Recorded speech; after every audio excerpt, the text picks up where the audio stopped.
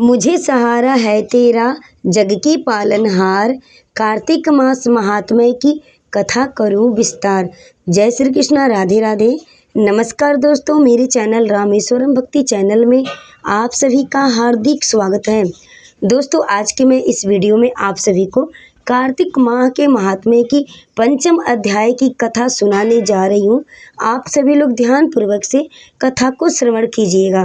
बोलिए तुलसी मैया की जय, श्री कृष्ण भगवान की जय।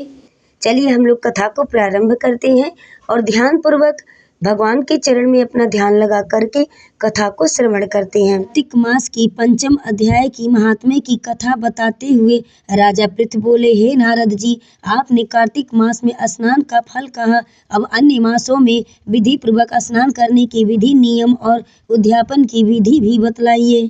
देवर्षि नारद जी ने कहा, हे राजन, आप भगवान विष्णु के अंश में उत्पन्न हुए हैं, अतः यह बात आपको ज्ञात ही है। अश्विन माह के शुक्ल पक्ष की एकादशी से कार्तिक के व्रत करने चाहिए। ब्रह्म मुहूर्त में उठकर जल का पात्र लेकर गांव से बाहर पूर्व तथा उत्तर दिशा में जाना चाहिए। उसके बाद जो मनुष्य मुख शुद्धि नहीं करता उसे किसी भी मंत्र का फल प्राप्त नहीं होता है। अतः दांत और जीभ को पूर्ण रूप से शुद्ध करना चाहिए और निम्नलिखित मंत्र का उच्चारण करते हुए दातून तोड़नी चाहिए। दातून तोड़ते समय इस मंत्र का उच्चारण करना चाहिए, हे वनस्पते, आप मुझे आयु, कीर्ति, तेज, प्रज्ञा, पशु संपत्ति, महाज्ञान, बुद्धि और विद्या प्रदान करो। इस प्रकार उच्चारण करके वृक्ष से 12 अंगुल की दातून ले। दूध वाले वृक्षों से दातून नहीं लेनी चाहिए। इसी प्रकार कपास, कांटेदार वृक्ष तथा जले हुए वृक्ष से भी दातून नहीं लेना चाहिए जिसमें उत्तम गंध आती है। और जिस वृक्ष की टहनी कोमल हो ऐसे ही वृक्ष से दातून ग्रहण करना चाहिए। प्रतिपदा तिथि के दिन, अमावस्या तिथि के दिन, नवमी तिथि के दिन, छठी तिथि के दिन, रविवार को चंद्र तथा सूर्य ग्रहण में दातून नहीं करनी चाहिए। तत्पश्चात भली भांति स्नान करके फूल माला, चंदन और पान आदि पूजा की सामग्री लेकर प्रसन्नचित्त व भक्ति पूर्वक शिवालय में जाकर सभी देवी देवताओं की अर्घ आचमन आराधना करना चाहिए।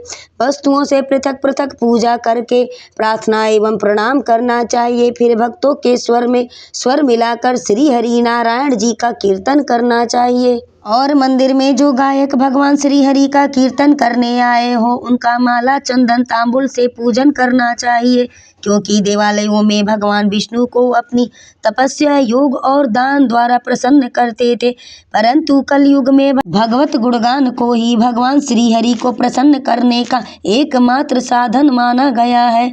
नारद जी राजा पृथु से बोले, हे राजन, एक बार मैंने भगवान से पूछा कि हे प्रभु, आप सबसे अधिक कहाँ निवास करते हैं?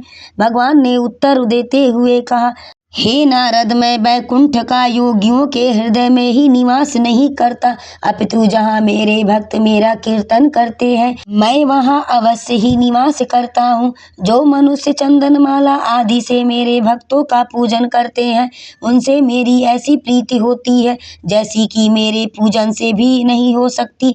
नारद जी ने फिर कहा, शिरीष, धतूरा, गिरजा, चमेली, केसर, कंदरा और कटहल के फूलों व चावलों से भगवान विष्णु की पूजा नहीं करनी चाहिए।